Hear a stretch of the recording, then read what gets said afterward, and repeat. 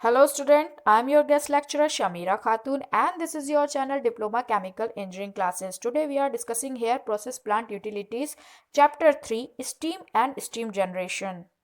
Chapter 3 steam and steam generation. तो पहला point आपका है properties of steam. It has a very high heat content. Latent heat of water is much more compare to any other liquid. जो कि latent heat water की होती है वो किसी भी लिक्विड से बहुत ज़्यादा होती है। अगर वाटर में भी अगर बात करें तो लैटेंट हीट स्टीम की ज़्यादा होती है। इसीलिए जब आप गर्म पानी में उंगली डालते हैं तो आपकी उंगली इतनी कस के नहीं जलती, बट अगर आप रोटी बनाते समय उसकी भाप से जल जाए तो वो बहुत ज़्यादा आपको हार्म पहुंचाती है, क्योंकि उसकी लैटेंट हीट बहुत ज़्यादा होती है। It gives up heat at constant temperature, और ये एक कांस्टेंट टेम्परेचर पे आपको अच्छी हीट देती है। It is cheap, clean, odourless. Obviously आप पानी को गर्म करते हैं, बॉयल करते हैं तो आपको किसी तरह की स्मेल नहीं आती। चीप है, सस्ती, क्योंकि ह्यूज अमाउंट में वाटर अवेलेबल है। It can be easily distributed and control. ये बहुत ही ईजिली डिस्ट्रीब्यूट किया जा सकता है एंड कंट्रोल किया जा सकता है। It can be first use for the power generation and then for the heating. जैसे बड़े प्लांट हैं तो बड़े प्लांट में क्या होता है कि हम बड़े बॉयलर यूज़ करते हैं, तो बड़े बॉयलर यूज़ करते हैं तो वहाँ पे जो बड़ा बॉयलर है उससे जो स्टीम जनरेशन होता है उसकी स्टीम को यूज़ करके हम टरबाइन मूव कराते हैं। जब टरबाइन रन होता है तब हमारा पावर जनरेशन होता है। और जो छोटे प्लांट है जहाँ पे आपका पोर्टेबल बॉयलर यूज़ करते हैं वो तो इलेक्ट्रिक बॉयलर ही यूज़ करते हैं। तो वहाँ पे क्या होता है, हम बॉयलर का यूज़ ही इसलिए कर रहे होते हैं कि हमें स्टीम चाहिए होती है हीटिंग पर्पज़ के लिए। Got it my point? Heating process properties. Boiling point of water decreases with decreasing pressure. And the second point is latent heat of steam increases with decreasing pressure. यानी boiling point of water का कैसे decrease करेगा, जैसे जैसे आप pressure decrease करेंगे तो boiling point of water का भी डिक्रीज करेगा। और लेटेंट हीट ऑफ स्टीम जब इंक्रीज होगी जब प्रेशर डिक्रीज होगा। टीबी जो आपका है वो बॉइलिंग पॉइंट ऑफ स्टीम है, ये प्रेशर के साथ डिक्रीज होगा। और लेटेंट हीट जो है वो प्रेशर के साथ, प्रेशर अगर डिक्रीज हो रहा है तो लेटेंट हीट आपकी बढ़ेगी। Wet steam. It is a mixture of vapour and liquid at boiling point. यानी बॉइलिंग पॉइंट पे आपका दो फेज है, यहाँ पे वाटर की वेपर्स भी है और वाटर की लिक्विड फॉर्म भी अवेलेबल है। तो ये कब अवेलेबल है, एट ए सेचुरेशन टेम्परेचर पे। तो ऐसे जो मिक्सचर होगा वो आपका वेट स्टीम कहलाएगा। ड्राई स्टीम और ड्राई सेचुरेटेड स्टीम क्या होगा, when there is no liquid present in the vapor at saturation temperature it is called dry saturated steam। यानी saturation temperature पे सिर्फ water की vapor form अवेलेबल है, no liquid available. Okay, it is called dry saturated steam। it carries just sufficient heat to hold it in vapor form। if it loses a small amount of heat, a part of it will condense and it will become wet। यानी जरा सी भी heat loss करने पे क्या होगा, ये फिर से वेट स्टीम में कन्वर्ट हो जाएगी।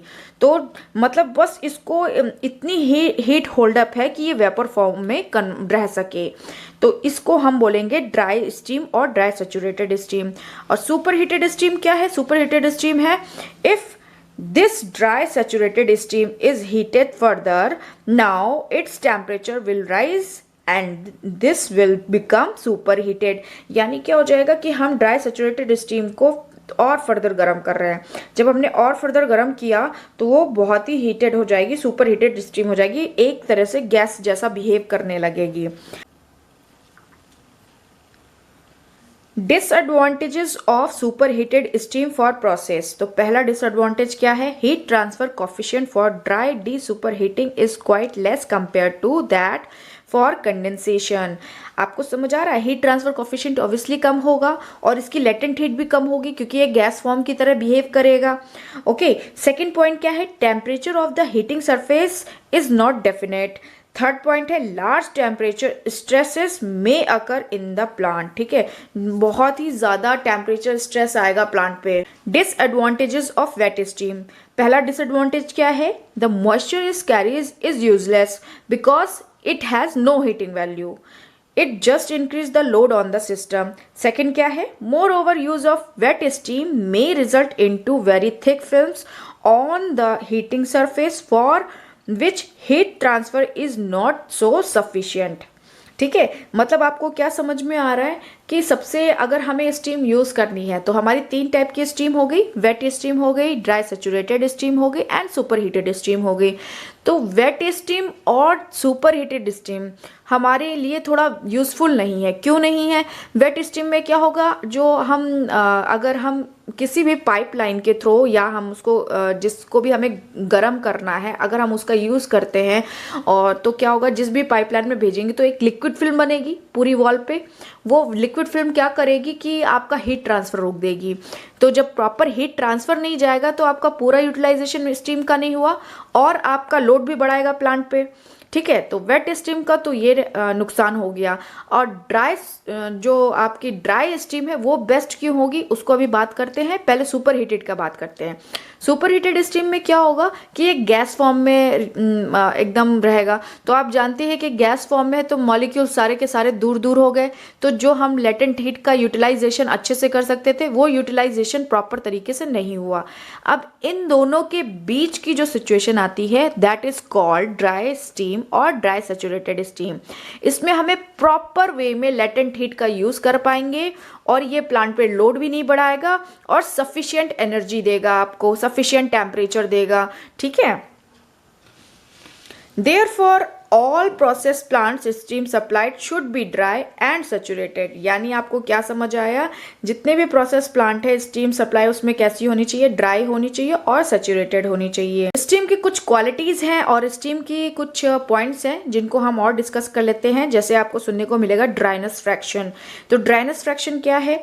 It is defined as the ratio of mass of steam actually present to the mass of wet steam. It is denoted by x। ठीक है, तो ये बेसिकली रेशियो है किसका? Mass of steam actually present to the mass of wet steam का। It is denoted by x। तो x क्या हो जाएगा? ms upon ms plus mw।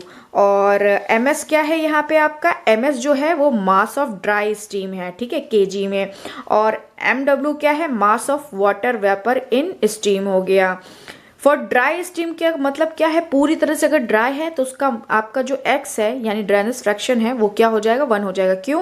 क्योंकि मास ऑफ वाटर वेपर का तो आपका वैल्यू mw आपने 0 रखा। जब mw आपने 0 रखा तो ms अपॉन ms हो गया ना, तो ms से ms कैंसिल हो गया तो x इक्वल्स टू 1 ही तो आ जाएगा।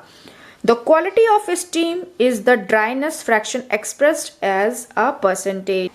एंथैल्पी कैलकुलेशन आपका एक है उसमें आपके सिलेबस पे। तो एंथैल्पी कैलकुलेशन हम कैसे करेंगे? बेसिकली हम यहाँ पे स्पेसिफिक एंथैल्पी की बात कर रहे हैं। ठीक है, तो स्टीम टेबल का बेसिकली आपको यूज़ है कि एंथैल्पी कैलकुलेशन करना है स्टीम टेबल का यूज़ करके। तो पहले फॉर्मूला देख लेते हैं फिर हम सीखेंगे कि स्टीम टेबल कैसे यूज़ करनी है। तो एंथैल्पी कैलकुलेशन के लिए एंथैल्पी ऑफ सैचुरेटेड लिक्विड को स्मॉल h और सफिक्स में F से डिनोट किया है। एंथैल्पी ऑफ सैचुरेटेड वेपर को Hg से, एंथैल्पी ऑफ इवोपोरेशन को HFG से, और HFG क्या हो जाएगा? Hg minus HF। और ये किसके इक्वल होता है? लेटेंट हीट ऑफ इवोपोरेशन के। एंथैल्पी ऑफ वेट वेपर की अगर बात करेंगे जिसकी क्वालिटी x दी है तो HX से इसको डिनोट करेंगे और क्या लिखेंगे? ये किसके इक्वल होगा? HF प्लस ड्राइनेस फ्रैक्शन यानी x multiply by HFG। Enthalpy of super heated vapour को हम HSH से डिनोट कर रहे हैं और HSH किसके इक्वल होगा? Hg plus CPS into T minus T saturation. और जो CPS है वो है specific heat of super heated vapour. ठीक है, एंथैल्पी ऑफ सबकूल्ड लिक्विड के लिए क्या हो जाएगी? तो एंथैल्पी ऑफ सबकूल्ड लिक्विड को हम H सबकूल्ड से डिनोट करेंगे और ये होगी HF minus CPL into T saturation minus T। Okay, CPL is a specific heat of liquid. अब इस पे बेस हम एक क्वेश्चन देखते हैं फिर। तो क्वेश्चन देख के हमें ये समझ आया कि 15 बार पे प्रेशर दिया है, ड्राइनेस फ्रैक्शन हमें गिवन है 0.95 दिया है और ये आइसेंट्रोपिकली एक्सपेंड हो रहा है कहाँ तक? 7.2 बार तक। फिर is then throttle such that it is just dry, और ये पूरा के पूरा जस्ट ड्राई होने जा रहा है। तो इस समय इसकी एंथैल्पी क्या होगी? अगर हम इसका ग्राफ के थ्रू शो करेंगे तो ये आपका एंथैल्पी को शो कर रहा है तो ये 1 पॉइंट पे आपका 0.95 आपका ड्राइनेस फ्रैक्शन है और 15 बार है। ये आपकी H2 आपकी एंथैल्पी है जो कि दूसरा पॉइंट है। तो यहाँ पे आपका जो प्रेशर है वो है आपका 7.2 बार, इस पॉइंट पे 7.2 बार है। और ये थर्ड पॉइंट जो आपका दिया है ये आपका जस्ट ड्राई है। जस्ट ड्राई मीन्स आपका जो x है वो 1 हो गया है। तो चेंज इन एंथैल्पी को हम कैसे लिख सकते हैं, delta H equals to H2 minus H1, ये लिखते हैं हम लोग। और पहले ही अभी हम लोगों ने जो फॉर्मूला पढ़ा है, तो H2 का फॉर्मूला क्या हो जाएगा, HF plus X2 into HFG at 7.2 bar. ठीक है, अब हम स्टीम टेबल का यूज करेंगे। X2 को हमने 0.902 लिया है। क्यों लिया है, क्योंकि देखिए ये 1 पॉइंट पे 0.95 हो रहा था। तो ये अभी यहाँ पे प्रेशर कम हुआ तो इसका ड्राइनेस फ्रैक्शन थोड़ा सा अफेक्टेड हुआ। तो यानी हम 0.9 से थोड़ा सा और कम लेंगे। ये अप्रॉक्सीमेट आपको एज्यूम करना होगा। अगर हम यहाँ से 7.2 तक जा रहे हैं तो ये 0.95 है, तो हमने इसको 0.9 आप ले लीजिए या 0.902 ले लीजिए या 0.92 पॉइंट समथिंग ले लीजिए, मतलब इससे थोड़ा सा कुछ वैल्यू कम रखना है आपको। ठीक है, ये तो आपको पता चल गया यहाँ पे कैसे रखनी है। ये आपको एज्यूम करके थोड़ा सा कम करके रखना है, क्योंकि हमारा प्रेशर डाउन हो रहा है तो कुछ ना कुछ मॉइस्चर बढ़ रहा है। बहुत ही रेयर पड़ेगा, थोड़ा सा बढ़ेगा। ठीक है, तो आपके ड्राइनेस फ्रैक्शन को अफेक्ट करेगा। अब हम लोग देखेंगे कि स्टीम टेबल का यूज कैसे करना है। ठीक है, तो पहले देखिए आपको यहाँ ऊपर में सब दिया होता है data, saturated water and steam temperature table. ठीक है, तो यहाँ पे आपको टेम्परेचर पहले दिया होगा, एब्सोल्यूट प्रेशर दिया होगा, स्पेसिफिक एंथैल्पी दी होगी, स्पेसिफिक एंट्रोपी दी है, स्पेसिफिक वॉल्यूम दिया है। तो आपको जब प्रेशर गिवन होगा तो गिवन प्रेशर पे आपको देख लेना है कौन सा डेटा आपको चाहिए। HF निकालना है, HFG निकालना है कि HG निकालना है। हम लोग को सिर्फ एंथैल्पी बैलेंस करना है, तो हम सिर्फ इतने डेटा की बात करेंगे। ठीक है, तो क्वेश्चन में आपको कितना बार बोला है, 15 बार एंड 7.2 बार बोला है।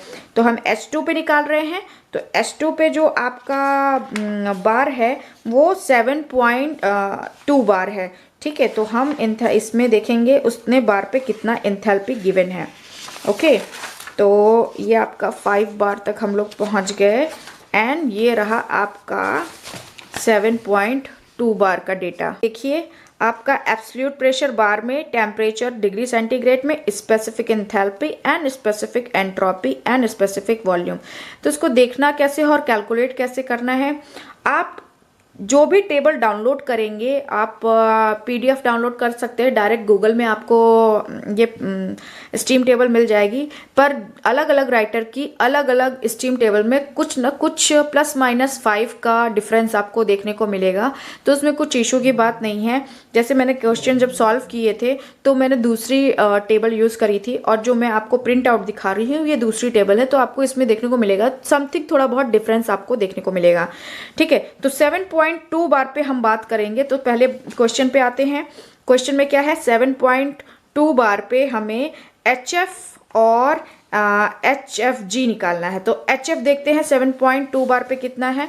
7.2 बार पे HF, ये देखिए ये दिया है HF। ठीक है, तो HF से नीचे जाएंगे 7.2 बार के साथ में, तो ये कितना दिया है आपका, देखिए मैं फोकस करती हूँ, तो ये आपका दिया है 702। ओके, यहाँ देखिए मैंने उतना 702.2, ये थोड़ा सा डिफरेंस आपको देखने को मिलेगा। ठीक है, तो ये मैंने डेटा लिया है। फिर उसके बाद HFG कितना है 7.2 पे, 7.2 बार पे आपका HFG है ये आपका 2061.1। ठीक है, तो यहाँ पे मैंने रखा है 2062.5। ओके, आप समझ रहे हैं ये चीज़। ये डेटा आपको मैंने स्टीम टेबल से देख के बताना है, लिखना है, फिर इसको कैलकुलेट करके हमारा ये H2 की वैल्यू आ गई। H2 की वैल्यू अप्रॉक्सीमेट आपकी आ गई 2562.575।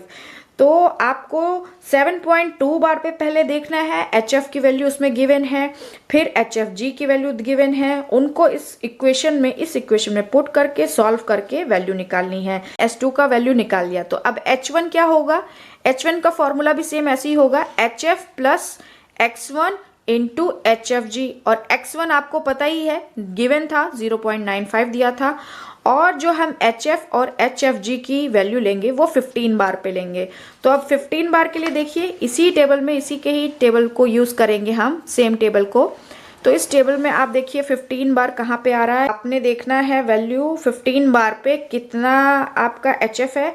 तो HF आपका दिया है 844.7 और HFG दिया है आपका 1945.2। तो इसकी दोनों की वैल्यू हम उठा के इस क्वेश्चन में पुट कर देंगे। तो इस क्वेश्चन में अगर आप जब पुट करेंगे फिर सॉल्व करेंगे तो क्या हो जाएगा, 844.89 प्लस x1 की वैल्यू रखी और HFG की वैल्यू उसी स्ट्रीम टेबल से जो अभी हम लोगों ने देखी 1947.3 रखा, इसको सॉल्व किया। फिर अब आपको पूछा क्या है, आपको पूछा है कि इंथैल्पी चेंज। तो अब H1 H2 निकल गया तो H2 माइनस H1 कर दीजिए, तो आपको नेगेटिव में वैल्यू मिल जाएगी -132.25 किलो जूल। अब दूसरा क्वेश्चन क्या कह रहा है कि दूसरे पॉइंट से भी अभी हमें निकालना है। तो फिगर पे जाते हैं, तो फिगर में क्या है कि 2 से 3 पॉइंट तक जाना है, इंथैल्पी चेंज निकालना है। तो हमें दिख रहा है कि इंथैल्पी 2 पॉइंट हो, यहाँ पे हम कुछ पॉइंट ले लें, यहाँ पे कुछ पॉइंट ले लें, यहाँ पे कुछ पॉइंट ले लें, या यहाँ पे कुछ पॉइंट ले लें। तो सारी इंथैल्पी यहाँ से लेकर यहाँ तक सब सेम होंगी, तो यानी H2 इक्वल्स टू H3 होगा। तो वही चीज़ हम लोगों ने लिखी है, H2 इक्वल्स टू H3 लिखा है। इक्वेशन क्या हो जाएगी, x into HG plus 1 minus x into HF। ठीक है, ये आपकी इक्वेशन होती है, हम लोगों ने अभी पढ़ा जस्ट। और क्वेश्चन में मेंशन है कि जस्ट ड्राई है, तो जस्ट ड्राई में आप क्या रखेंगे, x की वैल्यू 1 रखेंगे, तो 1 से 1 कैंसिल आउट हो जाएगा, तो ये आपका पूरा टर्म 0 हो जाएगा। तो बचा आपका x इंटू HG। अब x ऑलरेडी 1 है तो HG ही रखना है। अब HG की वैल्यू आपकी क्या थी, आपको देखना है कितने बार पे होगा, ये 7 बार पे। तो फिर से हम स्ट्रीम टेबल उठाएंगे और 7 बार पे देखेंगे, 7.2 बार पे देखेंगे कि HG की वैल्यू कितनी दी है। HG की वैल्यू आपकी ये दी है 2000, देखिए कितनी दी है, 2763.2। ओके, अब इस वैल्यू को यहाँ पे देखिए, ये थोड़ा दूसरी स्ट्रीम टेबल ली थी मैंने, तो ये थोड़ा सा आपको देखो डिफरेंस देखने को मिलेगा।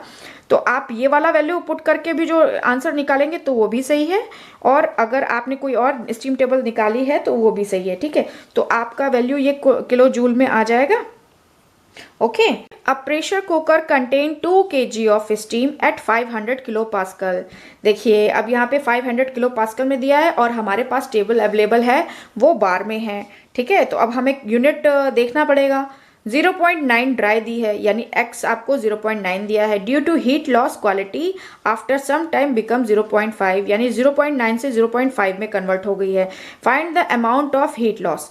तो हमें पता ही है H का जो फॉर्मूला होता है उस पर हम फॉर्मूला का वैल्यू पुट करेंगे, और मैंने 2 से मल्टीप्लाई कर दिया है क्योंकि 2 kg बोला है।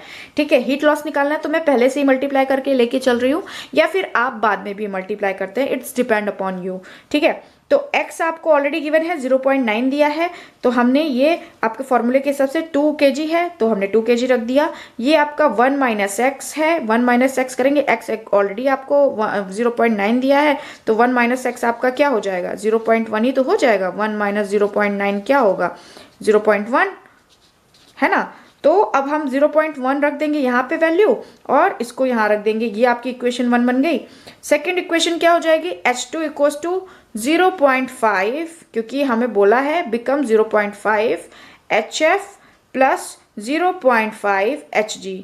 ठीक है, दोनों को आप 1 माइनस एक्स करेंगे, x आपका 0.5 हो गया है, 1 माइनस एक्स करेंगे तो वो भी 0.5 हो जाएगा, क्योंकि 1 में से 0.5 माइनस करेंगे तो 0.5 ही होगा। ओके, देन उसके बाद आपको पता ही है इंथैल्पी चेंज का, या आप H1 माइनस H2 कर दें तो क्या हो जाएगा, H1 माइनस H2, यानी इक्वेशन 1 में से इक्वेशन 2 को घटा दें तो आपको क्या मिल जाएगा, ये 2 आपने कॉमन ले लेना है, 2 कॉमन लिया, 2 कॉमन लेने के बाद में आपने माइनस कर रहे हैं, तो देखिए जब HF में से इसमें से इसको माइनस किया तो आपका आया HF वाला टर्म, यहाँ मैंने लिखा है, कंफ्यूज मत होइएगा। 0.1 में से 0.5 माइनस करेंगे तो माइनस का 0.4 आएगा HF। ठीक है, तो HF टर्म मैंने इधर लिखा है क्योंकि ये माइनस में है। पॉजिटिव वाले टर्म कौन सा हो जाएगा, 0.9 में से आप 0.5 माइनस करेंगे तो 0.4 मिलेगा, बट पॉजिटिव मिलेगा और ये HG हो जाएगा। और आप फॉर्मूले से जानते हैं कि अगर हम 0.4 कॉमन ले लें तो क्या होगा, H G minus H F. ठीक है, तो H G minus H F क्या होता है, एच एफ जी। ठीक है, अब ये आपको मिल गया H1 माइनस H2 जो कि आपका हीट लॉस है, वो आपका क्या हो जाएगा 0.8 HFG। और HFG कितने बार पे होगा, 5 बार पे, क्योंकि हम जानते हैं 500 किलो पास्कल बराबर होता है 5 बार। ठीक है, आप यूनिट बैलेंस करके करिएगा। अब आपको देखना पड़ेगा 5 बार पे आपका HFG कितना दिया है। तो फिर से हम उठाएंगे आपका स्टीम टेबल और 5 बार पे जाएंगे। तो 5 बार में आपका ये देखिए, ये रहा आपका 5 बार की टेबल।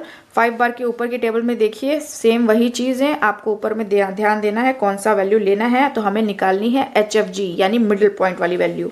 तो मिडिल पॉइंट वाली वैल्यू आपकी कौन सी है, ये वाली मिडिल पॉइंट वाली वैल्यू हो गई 2107.4। ठीक है, तो हमने 2107.4 लिखा और 0.8 से मल्टीप्लाई किया, तो आपको ये आपकी वैल्यू आ गई किलो जूल में। अगर आपको वीडियो पसंद आई हो तो प्लीज़ लाइक कीजिएगा, शेयर कीजिएगा एंड कमेंट में बताइएगा कि नेक्स्ट टॉपिक में आप लोग को कौन सा पढ़ाऊं। और हाँ, प्लीज़ चैनल को सब्सक्राइब कीजिएगा, इससे मुझे मोटिवेशन मिलता है ताकि मैं ऐसी और वीडियो आपके लिए बना सकूं।